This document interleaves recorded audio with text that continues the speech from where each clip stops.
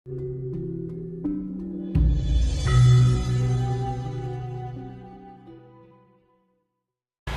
itu Mas Tinus.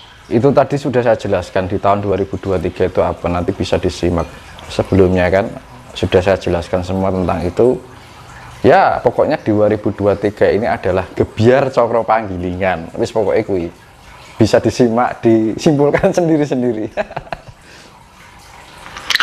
Saya kemarin habis ketemu pakar tarot Mas, lama kerja di Amerika Mas, bahwa 2023 itu ada bencana yang lebih hebat, lebih dahsyat dibandingkan dengan bencana-bencana alam yang gempa bumi, yang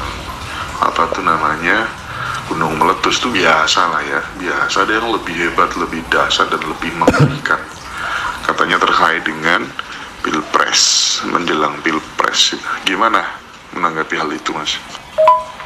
Oleh itu nanti kan aku dulu pernah bilang ya, pilpres itu bisa terjadi karena penundaan karena faktor alam, bisa terhenti karena berganti sistem yang berubah, namanya sistem kerajaan. Jadi sudah tidak menggunakan presiden lagi atas, jadi kembali pada masa raja. Karena presiden ini sekarang kan sudah terhitung 7 itu angka pungkasan.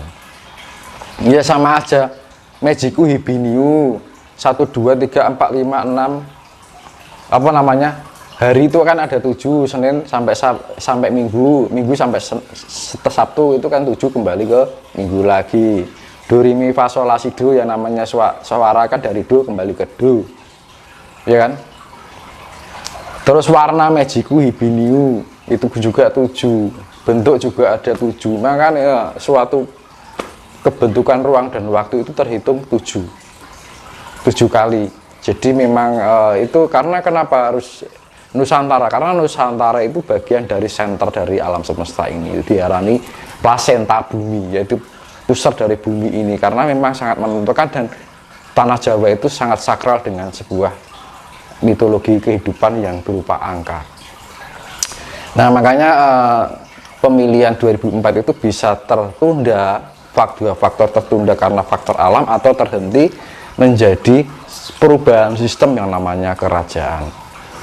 Jadi untuk memulai hal yang baru, maka saya tadi simpulkan angka 2023 itu dijumlah 2 tambah 2 tambah 3 7 tambah 1 Januari itu 1 dan 1 2 tambah 7 sama dengan 9 itu ada penutup juga angka untuk membuka lembaran yang baru. Maka lebih hati-hati, ini bukannya suatu hal yang mengada-ada, memang itu suatu sudah terhitung karena siklus zaman seperti itu. Memang sering terjadi banyak bencana, tapi skalanya itu yang membedakan. Kemudian ada beberapa orang yang punya keyakinan begini Mas, ketika orang itu tidak pernah tidur di malam hari gitu ya, dan tidurnya itu hanya ketika matahari terbit gitu ya, itu bisa awet muda Mas. Tapi resikonya kan ini sulit dilakukan karena rata-rata orang kerja ya, hanya orang-orang tertentu. Tapi menurut Mas Tinus, secara sains seperti apa gitu, bisa dibenarkan nggak anggapan itu kira-kira? Kalau saya kan tidak hanya wacana ya, saya membuktikan ya. Saya sekarang itu sudah menginjak umur 39 tahun, dan saya melek malam itu dari sejak umur 9 tahun, berarti terhitung berapa? 30 tahun. Kalau kira-kira umur 39 tahun muka saya bagaimana? Ya kan?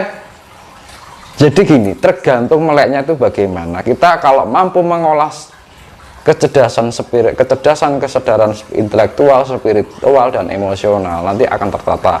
Dan ketika mata melek itu harus, kan setiap mata melek itu pasti setiap organ-organ dan sel tubuh kita itu melakukan aktivitas, dan itu harus makan.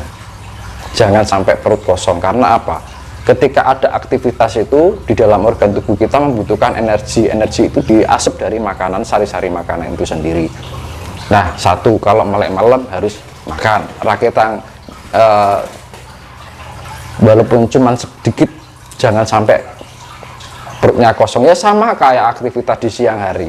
Kita kan butuh tenaga energi, dan energi itu dihasilkan dari asupan sari makanan yang masuk ke mulut kita itu, yang dioleh oleh lambung, ya kan. Nah, terus kedua, misalkan kerja, kan usahakan sore nih, kan nggak harus sampai pagi, biar yang dibutuhkan kan satu malam itu adalah heneng, henung, hening. Kita diam, merenung, kemudian hening, ngening ke cipto rasa lan karsanya ini. Jadi perenungan untuk merenungi segala tingkah laku kehidupan, seberapa banyak keburukan-keburukan dan kebodohan yang kita lakukan. Ketika kita sering-sering menganalisa diri kita, maka kita akan merubah diri kita menjadi pribadi yang jauh lebih baik dari sebelumnya.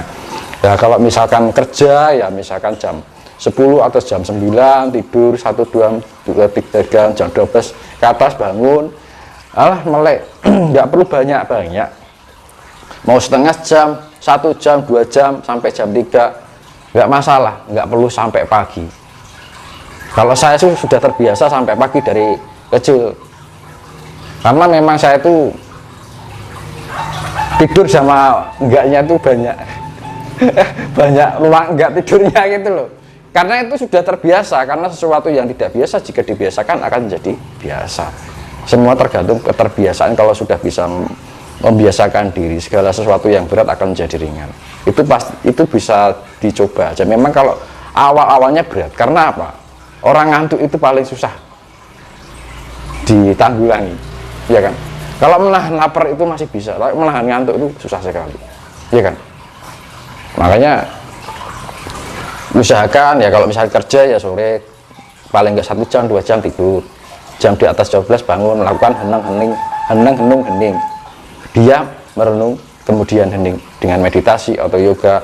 Nggak usah lama-lama, sesuai berapa lamanya sesuai dengan hatinya. Karena kita ketika sudah masuk ke ruang yang namanya kegaiban secara keilahian, itu tidak terikat oleh ruang dan waktu, tergantung rasa kita bagaimana. Entah 1 jam atau 2 jam tidak tentu, tidak bisa ditentukan, karena ketika sudah masuk ranah kayak gitu sudah tidak terhitung oleh ruang dan waktu. Tapi yang menghitung adalah seberapa ketulusan dan niat kita untuk menjalaninya itu, dengan rasa kedarmaan diri, ya, tanggung jawab diri, kesadaran diri, bukan karena ikut-ikutan kan. Itu kan, itu timbul dari kesadaran diri kita.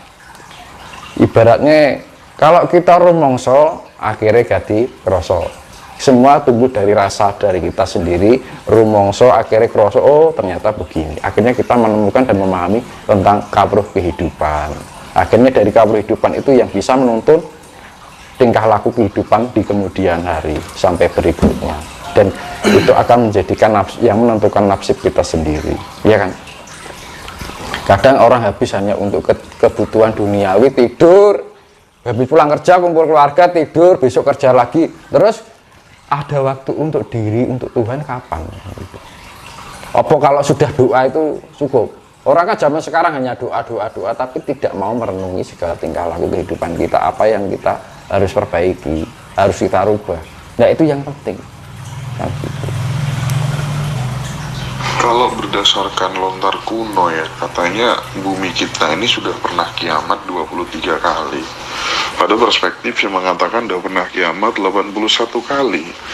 Kalau dari kacamata pandang Mas Tinus, bumi kita sudah pernah mengalami mahapralaya itu sebanyak berapa kali sebenarnya, Mas? Ya sesuai dengan Awatara Wisnu aja.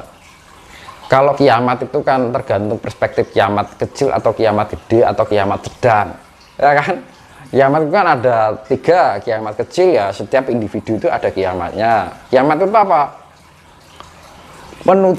Kiamat itu seperti angka 9 itu sebagai penutup untuk membuka lembaran baru lagi, bukan suatu hal yang terhenti. Nah itu pengubahan siklus atau pengubahan suatu peradaban kalau secara globalnya. Kalau secara manusiawinya ya orang sampai hayat hidup akhirnya terlahir kembali, itu sama aja, itu siklus kehidupan memang harus begitu. Jadi yang namanya kiamat besar itu terjadi secara global, itu terjadi sudah 9 kali, dan 9 untuk tahun ini, untuk perubahan peradaban ini, 9 menuju peradaban yang ke-10. Makanya angka 9 itu penentuan ini adalah simbolnya, kuncinya adalah angka 9. Karena perubahan besar yang terjadi secara global dan besar itu sudah 8 kali, dan 9 ini menuju ke 10. Makanya kan 10, nah terjadilah Awatara Wisnu yang ke 10. Makanya kan pertama 1, 2, 3 sampai 10. Nah ini kan 9 itu terhitung dari 9 itu bencana global ini sudah terjadi 9 kali secara global besar, pemusnahan secara massal, dan itu tersisa ya genetika yang untuk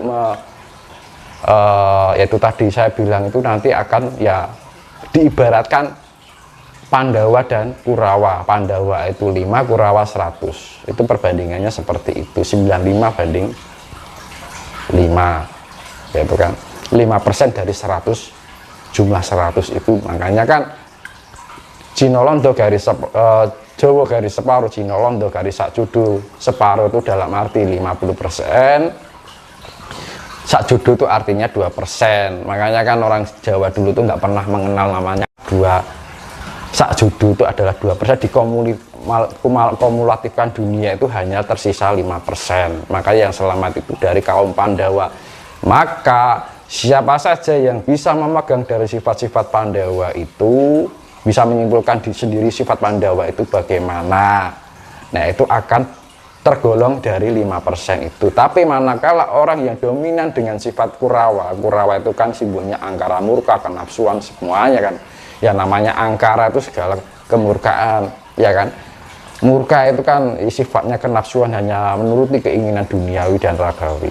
Akhirnya lupa dengan suatu hikmah dari kebaikan suatu kehidupan. Kalau Pandawa